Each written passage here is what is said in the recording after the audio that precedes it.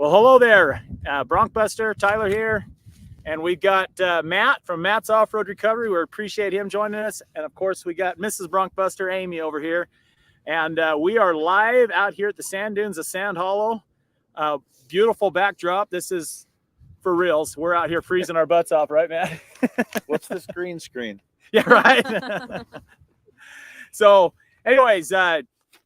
Welcome to our show tonight. We got a fun little show. We're going to start off with some stuff talking about recoveries and what Matt does and what we're doing. But this week we're out here at Sand Hollow for United by Bronco. If you're coming along, hopefully you get to see out here. We're going to have hopefully a couple hundred, maybe 300 Broncos out here. So it's going to be a fun week. Maybe give you a lot of recoveries, right? Maybe we'll get something. Who knows? So we just got back from King of the Hammers here a couple of weeks ago. That was a fun time. We had a lot of good meetups and got to meet a lot of you guys there.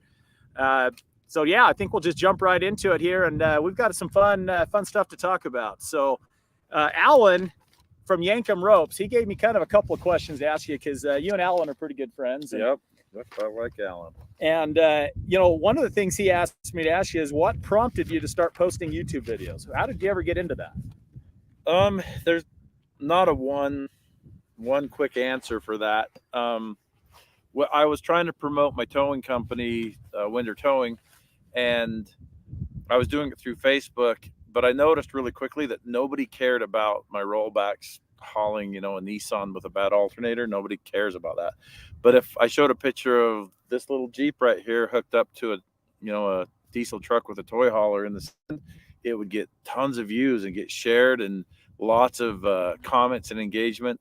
So I just get prompts from people in the comments like, you should have filmed this. I want to see the video of this, or they wouldn't believe that it happened or whatever. So that just got me thinking I need to do this. So it was a long process because I didn't know how to do that, and I didn't have anybody to help me. So I had to I went to YouTube and learned how to be a YouTuber. How to YouTube? Yeah. It's not easy, is it? I feel like that's how we came into it, just by accident, and just learn as we go. Yeah. I mean, that's the way everything's going. Nobody watches TV anymore, right? Some people do, but for the most part, I think people are going to YouTube, and it's a good way for us to get real creative and content out there, right, to share. Well, right, yeah. It's really neat because I'm unlike a television show where you've got to go through producers and all this stuff to get to your audience. On YouTube, you're just going straight to them. You're hearing from them in the comments. You're watching what they're reacting to and stuff, and I like that more personal interaction that way. I think that was one of my biggest. I love some of the reality shows, but they put so much drama into it that is not real. And YouTube, we can actually be real and come out and do real things, right? Exactly. So how has that allowed you to be able to express your creativity? How has my YouTube channel? Because you clearly have a lot of creativity with some of the stuff you've done. Well, I enjoy solving puzzles, and off-road recovery is puzzles. But we've also, part of solving that puzzle is building up our equipment so that we can do the jobs that come up, and that's constantly evolving. When I started in this, we'd do a handful of side-by-sides a year, and now we're doing a handful a week. So it's kind of as it evolves, we have to chase that with our techniques and chase it with our equipment. So that's that gets my problem solving, like that bug to solve puzzles, out of the way. But YouTube's also a puzzle.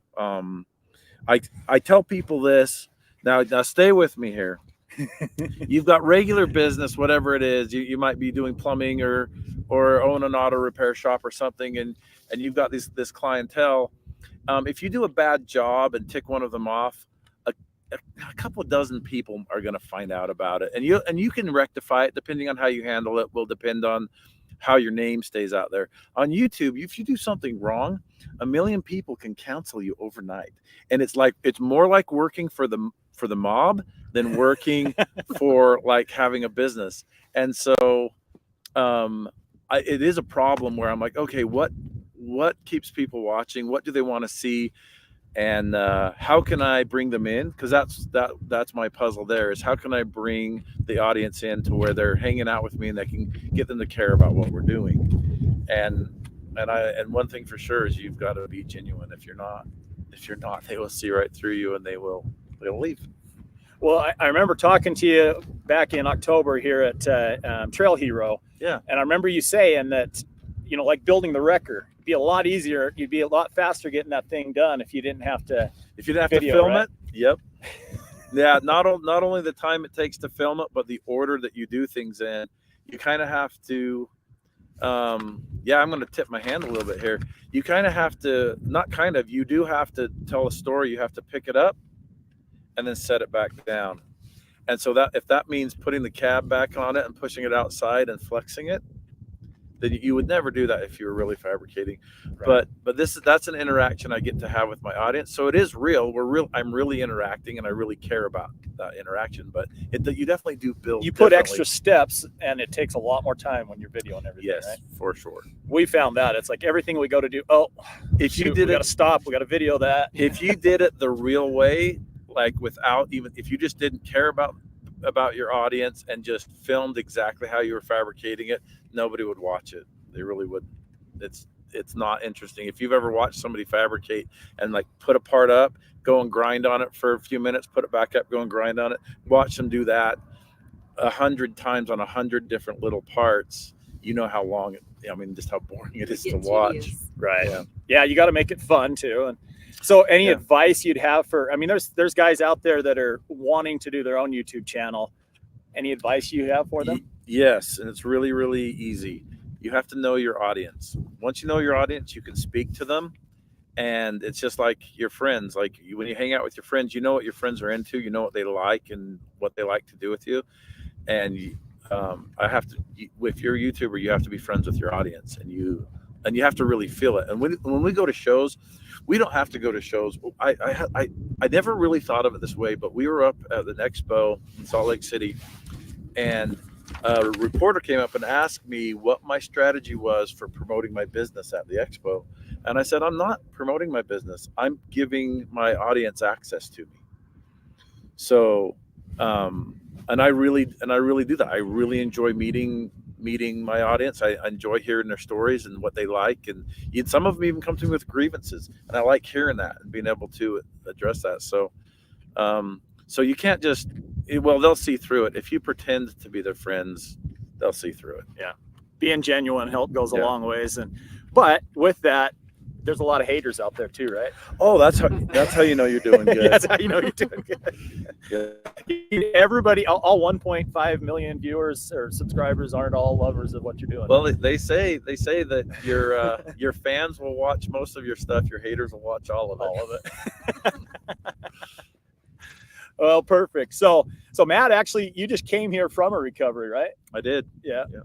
So I'm sure we'll get to see some fun content on that one here coming soon, huh? Yeah, we had a guy that his truck, he went up in a road with a snowdrift, and it got too deep for him. He went to back off. The road was, and the way the snowdrift was on there, it pushed him to the side of the road. He was done. So 2 wheels hanging off, and he decided to tap out and give us a call.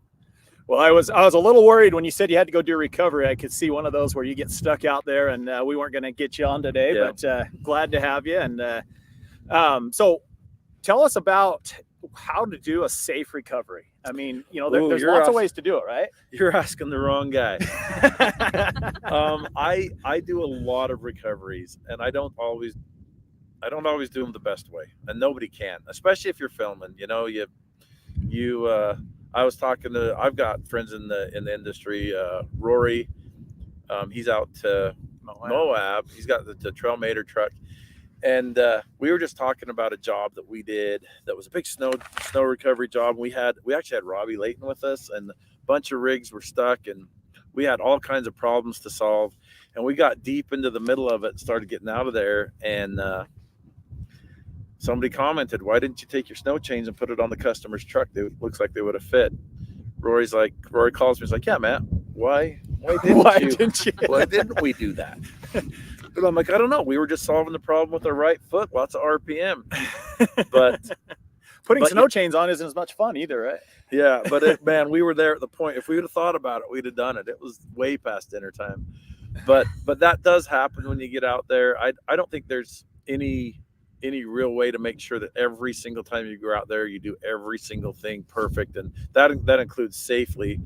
But you've got to know what you're doing. And I know we do stuff on the channel that the average person probably shouldn't try. But we're out here doing this every day. We're doing it in all circumstances. It doesn't matter if it's dark or light or snowing or raining or the wind's blowing. We got to get out here and get it done. And yeah, I don't really know how to answer that question, because I'm not really.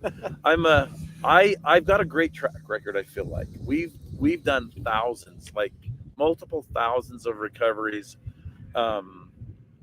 We've had virtually no damage claims, and we haven't had any injuries. So I feel like what we're doing it in a safe way, and understanding the equipment and what it's capable of and what it's not. Like we were talking about kinetic ropes before this started. Yep. And if you've got something that's suctioned down in the mud, kinetic rope isn't doing the kinetic running start. That's not the right tool for that job. That becomes a winching job, very slow and a suction where you can break the suction. But being able to know when to do which tool to use, which time, that comes with experience. And then there's a lot. Hello. There's a lot of people. I mean, there's a lot of good resources on the internet for that, and there's other people in the industry that actually have programs and stuff if you're new to it. But yeah, it's not a good idea to think that my channel is a good how-to and then go out and try to do what we're doing.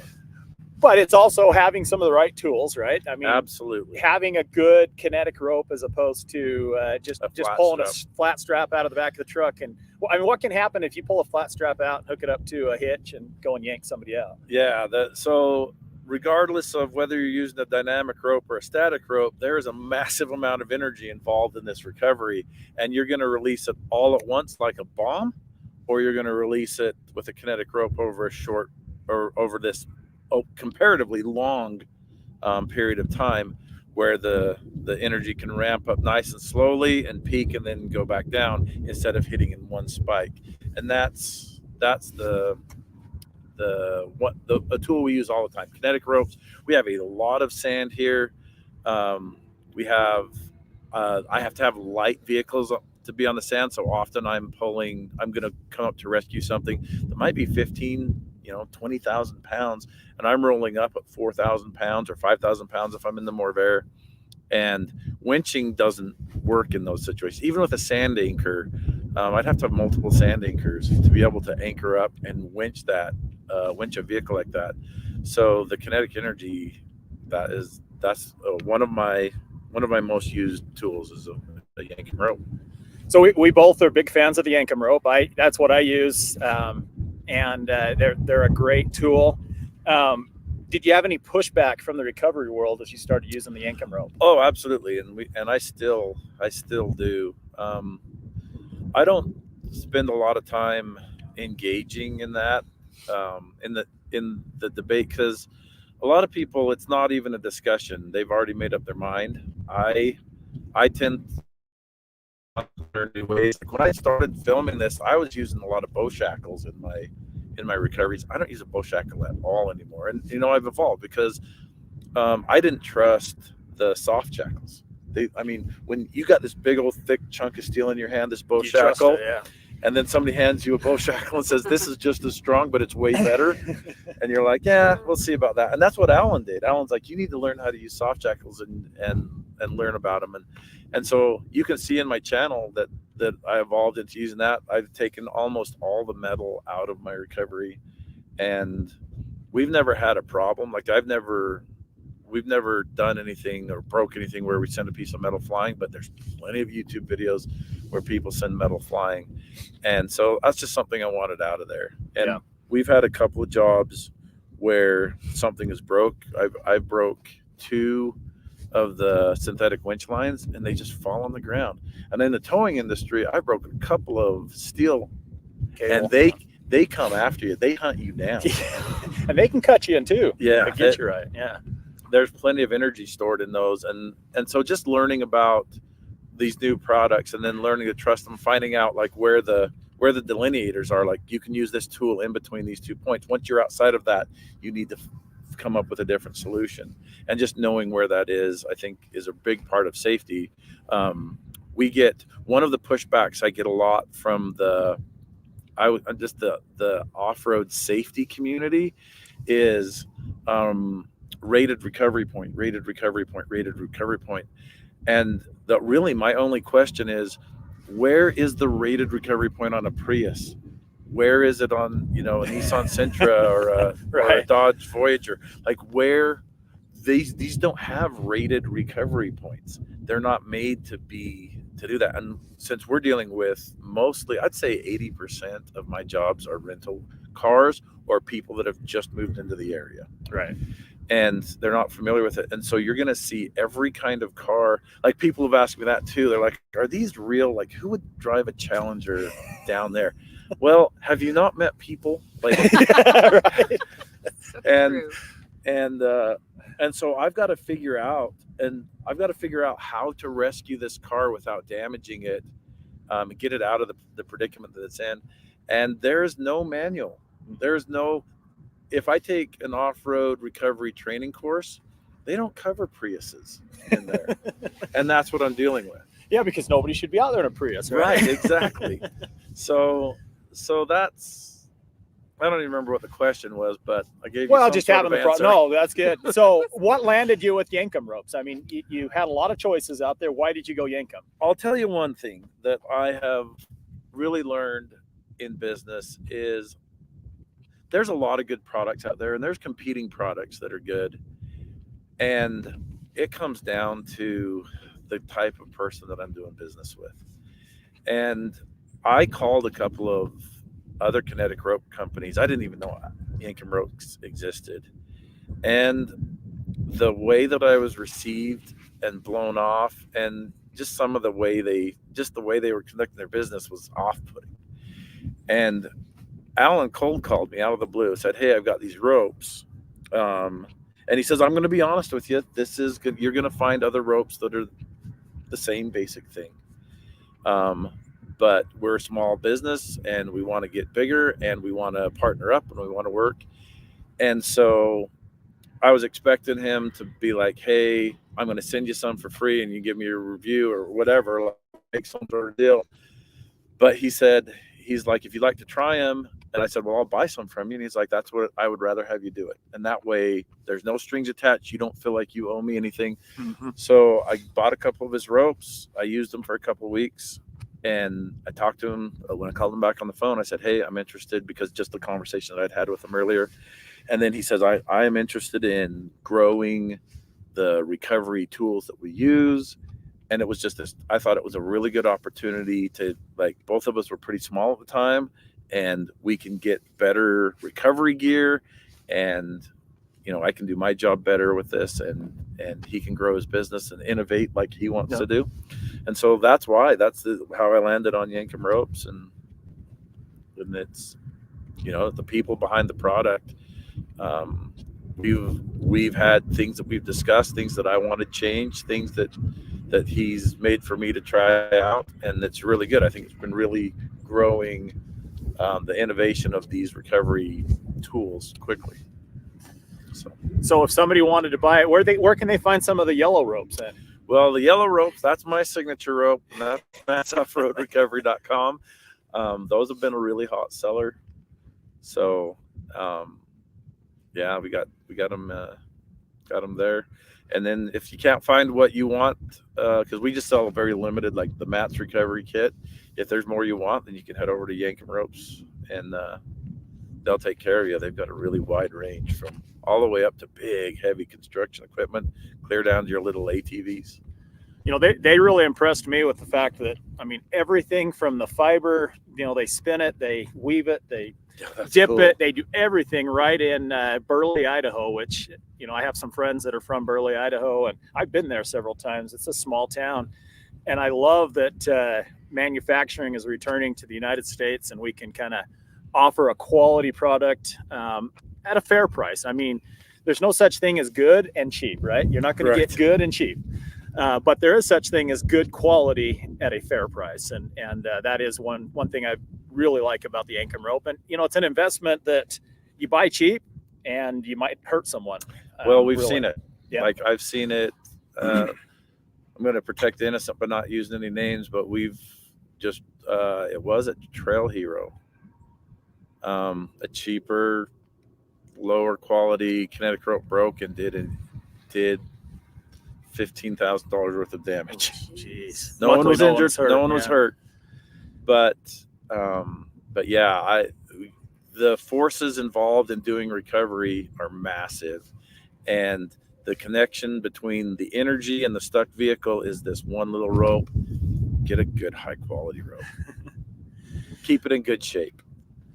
Well, I know you said you had an appointment you had to get to by 8, so I'm going to just wrap it up with a couple more things. One last question that I had for you was, what experience do you have in recovering Broncos? Because we got a whole lot of Broncos coming out here, and what experience do you have there? Tie rods. Tie rods. When you say Bronco, I hear tie rods. So yeah, we've been welding them back together on the trail or dragging them out to roll back.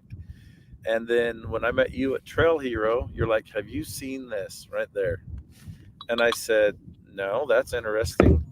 You said that stops you from having to weld them back together. And I guess it protects them. Well, we've never had anybody break a tie rod while using this. I take that back. I have broken a tie rod, but that's been doing just some crazy stuff, experimenting with other things. But when you clamp over the inner and the outer, anything's possible to break. But before, we were breaking them very easy. And later in the show, we're going to show some videos with using some other solutions, what happened. But like you said, we can use these as a recovery tool, because if you have a broken tie rod, it's usually broke right at where the nuts, threads on. You put it in there, clamp it on, put the bolts in, and it's such a tight tolerance that it will allow you to use that as a recovery tool to get it off the trail. So we gave you some of those to try out. But you guys, all you Bronco guys out there, you owe me a big one, because since I gave those to Matt, nobody's broke, right? Yeah, we haven't had a call. not on a Bronco. Maybe this week. Maybe this week. We'll see.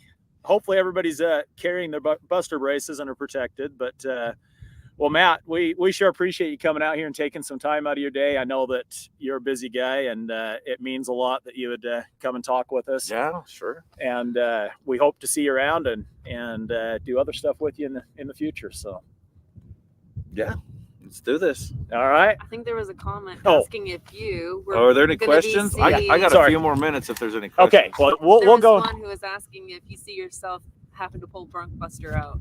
All right. So yeah, we'll see about that, huh? If they call me, we'll be here. Yeah. Right. Hey, that could be some fun video. I am going to go out and do some playing tomorrow before everybody gets here. So if I get in trouble, I'll call Matt. How's that? Yeah. Sounds good. Yeah. Any other questions, Justin, that you might have seen pop up that we ought to have him answer? My screen's going it's getting dark out. Dark. So. Yeah, it's getting dark. So yeah, how often do you need to replace your recovery ropes? So we actually kept track of that for a while. I was getting about 600 cycles before I would retire a rope.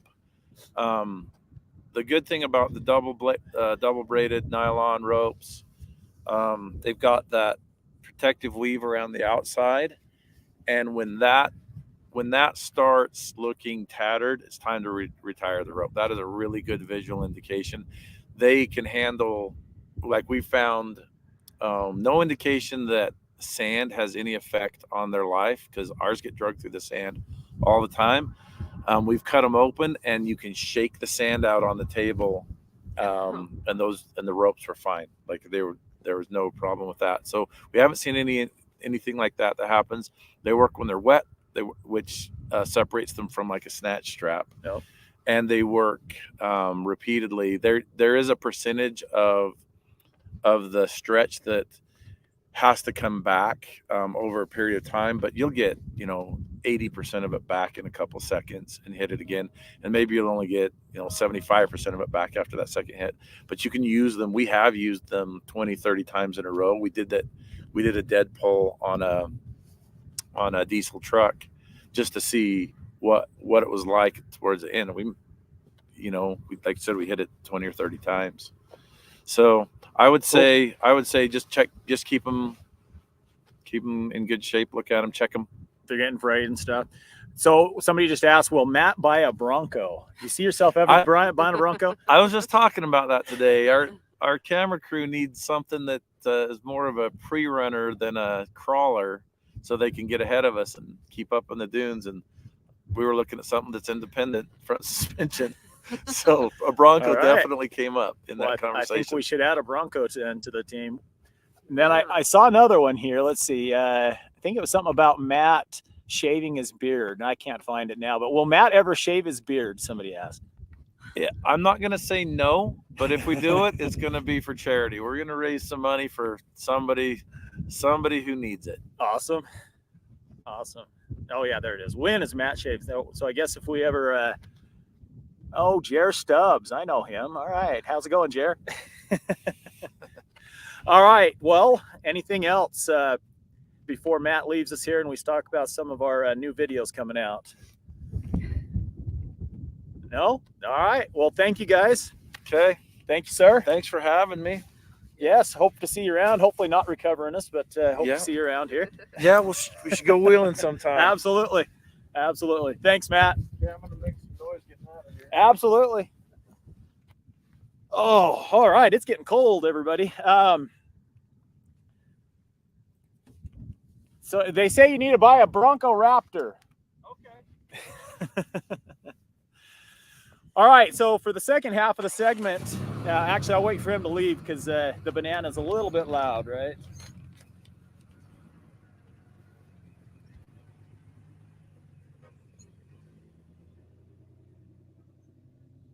Okay, so second half of the segment, we wanted to talk a little bit about steering, tie rods, we led into that with Matt a little for a reason. We've had a lot of discussion with people over time. There's a lot of options out there to reinforce steering. And I feel like we've done the most to go out there, test, and make things that work. Our track record is impeccable as far as, like I said, to this date, not breaking a tie rod with these, and the extent that it gives you. So we have Justin queued up a couple of videos. We're releasing a new video tomorrow that'll go into depth, I guess, all about the steering components. So I'm going to leave some of that for tomorrow, but we thought we'd do a few teasers. Basically, what we decided we do is we had never done this. I said, you know what, let me figure out how to strap some GoPros underneath the Bronco, around the steering, and just go out and watch the dynamics of what's going on under there. And while we're doing it, let's try some of these other ideas that have come out there. Like a sleeve that just covers a portion of the inner tie rod. And for my own curiosity, I wanted to say, well, I think I know what it's going to do, but what will it actually do? So that's what Amy and I and Doug went out and did, and it was fun. And so, Justin, go ahead. Actually, you know what? I think, here we go. So here's one of the videos you'll see as I'm coming up. This is the first obstacle. It's called, what's it called? It's at Marble Falls, at Hidden Falls. It's, gosh. Oh, man. I just drew a blank, spaced it. But right about, so I get held up right here, and I back up a little bit. Now, keep in mind, at the point we brake, you don't really see that it's broke. We only knew that it was broke at this point, right there. Bam, that's where it broke. And I didn't know it was broke until we pulled the GoPro footage later. And so as I start coming up around this corner, getting ready to do the final last crawl, I'm thinking, all right, we're good to go. But if you look in there, that tie rod's all over the place on the passenger side. And I go to try and start climbing that, not knowing, and Amy's filming. She wasn't looking at the tie rod, but all of a sudden I go and you'll see it just goes right about right here. We get that famous toe in, and I have Amy up there right there. So Amy's up at the top. She's going like this. And stop. I'm like, okay, I knew exactly what happened. So we get out, we looked, and sure enough, right beyond that piece, it just went, try and get it in line here. Sorry, guys. just U-shaped. So that answered that question. Now we decided, all right, well, let's go ahead and I had more tie rods because I knew we were probably going to break.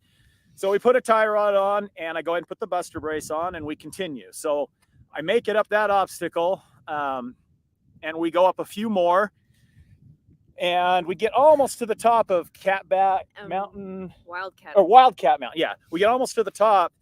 And now we've got an audience. Yeah, now there's like 20 people there. They're filming, they're watching. They're like, that's just crazy. That's fun, because I'll be honest with you. I wasn't being easy on the Bronco. I wasn't sitting there. Normally you want to go out with confidence you're not going to break, but every once in a while I want to see what happens.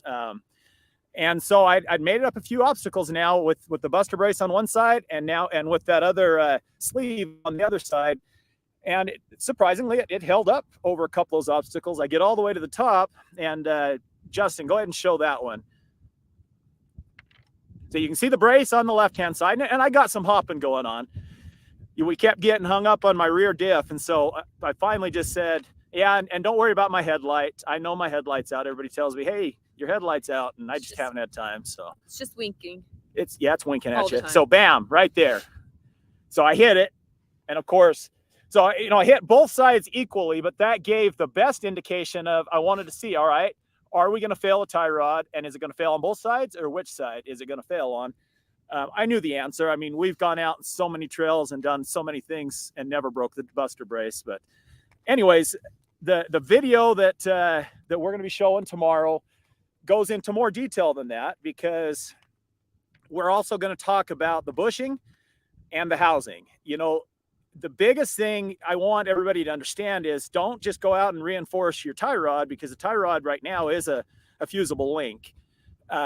Most important, so the video we're going to talk about, okay, what's the most important thing to do, when to do it, why to do it, and then, the second most important thing and the third most important thing. So thought it'd be kind of a fun, yeah, go ahead. No, so Justin brought up 74 Weld has been using our name in a negative way, and then lifted Bronco. Tyler doesn't stoop that low. Tyler's name is good in all our books. Well, thank you. Thank you. So we appreciate the support. Okay, so guys, listen, there is another solution out there, 74 Weld, and I'm not ever going to talk about it. I think they make amazing products. I think that their portals are amazing. I think that their billet aluminum rack, it looks amazing, and there's a few issues, and I've talked to Quinn over there at 74 Weld and let him know that there are some issues with our patent on what we've done. And hopefully we'll work together. That's the whole idea. I'm not one to just go out and try and cause problems, but the reality is beyond reinforcing both ends. And that's one of the things I wanted to touch on. When you reinforce both ends, we've not seen a failure. We have 100% success rate. Everything in the middle that they're doing billet, I think it'll look great. I think there's going to be a market for some people that want to spend that $5,000-$6,000, but everything else, the internals and how the problem is solved, is identical. It's not like you're getting this rack that's any more capable. And so, I'm not going to talk bad about 74 Weld, because I do think that what they've done for portals and what they've done for the off-road community is amazing. And I hope that the two of us can actually work together is my goal. So, but thank you guys for bringing that up. And your support. Thank you. And thank you for your support. Oh, all right. It's getting hard to see all of this because it is getting dark. Let me turn my light up a little bit. There we go. With the Radflow coilover. Okay, so Bird Dog Overland. Yes, they are 100% compatible. That's what I run on all my Broncos. We sell the Radflows. That is not a problem at all. We've actually shortened the profile of the back to work with all coilovers. The only one that we still had a problem with was the Icon. But Icon, even they put in their kit that they ship out on all of them, a part that actually offsets it to where it's not an issue with those either. So yes, they will work. Let's see. Oh, anything else that I'm missing? Because I want to, let's see. Yes, Walter's got a good point. That'll be, I I think we're going to put some of that in our video too. Even $1,000 tie rod breaks, and breaks on easier stuff than what we've seen the stock tie rod break with the Buster brace. So keep in mind that just because you're spending more money doesn't always make it better. And so one of the things I want to show in this video is there's your good, your better, and your best. And so is this a good solution? Yeah, you know, I think for guys that aren't going to really go out and do a lot, just want to do some casual wheeling, putting that on will offer protection, no doubt about it. Maybe if I was to put a percentage on it, I'd say you could take the stock tie rod 15 to 20% beyond what it normally would have done otherwise. And so for some people, that's good. We've actually talked about making some of those ourselves and selling them because that is a solution for some. The better solution, the best solution is, as of right now, the stock tie rod with the Buster brace. Now, we'll have some other stuff that we're working on, and hopefully we can bring some other tie rod options to you guys in the future too. Can I run your rack products with the Icon tie rods? 100%. So in fact, I highly recommend it. If you're going to go and put a heim joint or any type of a reinforced stronger tie rod, you're going to push that somewhere else. And so you need to reinforce the rack. So 100%, I would, before doing anything running bigger tie rods, I would do that on your steering rack for sure. Yes, they will work. They should not have any clearance. The only reason why we shortened the back is to work with the Icon, which we still encountered some issues, but yes, they will work with the old ones. Let's see. The only issue Tyler has caused has got me hooked on the billet products. Well, thank you, Matt. Nice and shiny. We try. We tried. We got our buddy Austin that has done a fantastic job in helping us to produce quality products there at Bracken Machine. So, yes, Fabian, I agree. I think and the track record, stands for its own. And we stood by all the time that if somebody breaks a tie rod while they're running our Buster brace and they want a refund, I'll give you a refund. Send me back the parts and you got your money back. But if nobody's ever taken me up on that, I made that offer over a year ago and that hasn't happened to date. So I don't think it's going to. Let's see. Well, anyways, we're kind of, the bumper gap fillers.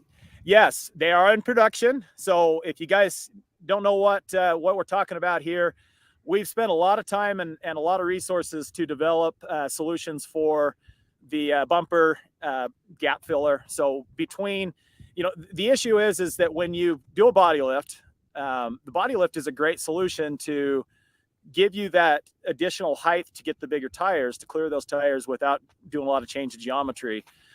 In my opinion, it's probably the only way to truly run 40s, because if you do it all in suspension, you're putting a lot of stress on things. I mean, yeah, you can drop your, you can do your diff drop, which we've done on my wife's, and I want to go back because I've just not liked it at all. We experimented with it. That's what we're doing, is experimenting.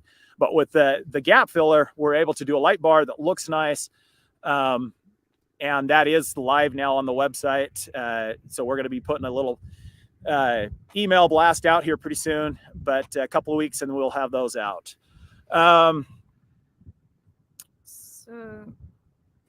there was the JKS style brace. Yeah, so we covered it, in fact, in the video, so you'll go back and watch it. But the JKS style brace is this, and that's a broken tie rod. I mean, in the video, you'll see that we barely got into the obstacle, not a whole lot on it, and it broke. We had GoPros mounted to it, and went out and experimented with it. So yes, that is here. Yeah, he queued it up again. We'll show you here real quick what it looks like. What's that? Did you cover this one from Bird Dog? I have the original early ones. Yeah, I covered that. So as you can see, it didn't take a whole lot. I wasn't sitting there railing on the front end or bouncing or anything. And it just, bam, it went. So again, it is a great solution. We're not saying that there won't be a better solution down the road. You're still limited to the rest of it is thin. But for the most part, when you reinforce that, you've taken away most all chances of that breaking. And then we got Cameron. Cameron has said that she's Amy's biggest fan. I don't know. I think I'm Amy's biggest fan. She has to follow me all over the country and put up with me. I love Cameron. But thank you, Cameron. Yes, we love Amy and appreciate. I had a hard time in the past getting her to come on with me because she doesn't love being on the camera, but I talked her into it tonight, so I appreciate her doing that. Even out here freezing our butts off. So when we set up, the sun was shining, the wind wasn't blowing, and it was quite warm. Then the clouds came out, the wind started blowing. We had to take our tent down because the tent almost blew away, and so we kind of had to revamp real quick before Matt showed up. But I don't know. We thought it'd be fun to test out doing a live stream out on the sand dunes in Sand Hollow. Using our satellite, and it worked out great. So how long till we see some pivot plate skids? Walter, I don't know. I'm working on it. We're yeah. So many ideas. So many ideas. I get ideas all the time, and it just takes money to do every one of them. My biggest I guess holdback is that we're a small business, and every new part we develop costs money, right? And so, Amy and I have invested everything we've got into making this go, and so every new product we develop, we want it to be a success. But it might be a long time before we, see the success of it. But our goal is that we continue doing that. So, I mean, we're going to we love your ideas. Walter, you've always got good ideas. Bounce them off all the time. We are going to continue to work on them. When I get home from United by Bronco, Amy and I are going to be back down in Texas, at Texas Fabco, and working on some new stuff. We're going to be finishing up. Our big focus when we get back is working with Armadillo Design on the hardtop. We really want to see how that goes. We want to integrate a few things, some attachments and some stuff to go in it. We've got some great overlanding ideas. Summer's coming up, and Amy and I want to do some overlanding trips. We're going to go do the Rubicon, and we want to implement some of that. So a lot of ideas, a lot of things coming up, and we'll continue to try and do the best we can. How's that? So with that, I think it's time to call it, because we're freezing our butts off. But we appreciate you guys jumping on with us tonight. Hope you enjoyed having Matt and our other special guest, Amy. It's been fun, and I think we're going to go pick everything up and go get some dinner. So some hot chocolate. It's cold. Go get some hot chocolate, yeah. But hopefully we're going to see you guys out here at United by Bronco. It's a great event. If we don't see you this year, definitely hope to see you next year, because out of all the off-road events we go to every year, this one is by far our favorite. We love Sand Hollow. Jesse and Mariah with Helibad Broncos, they put on a great event with United by Bronco, and it's worth being here for. So we'll talk to you next time. We're look forward to next week and bringing you some new fun stuff when we're back in Texas. So until then, you guys have a great evening, and we'll see you next week.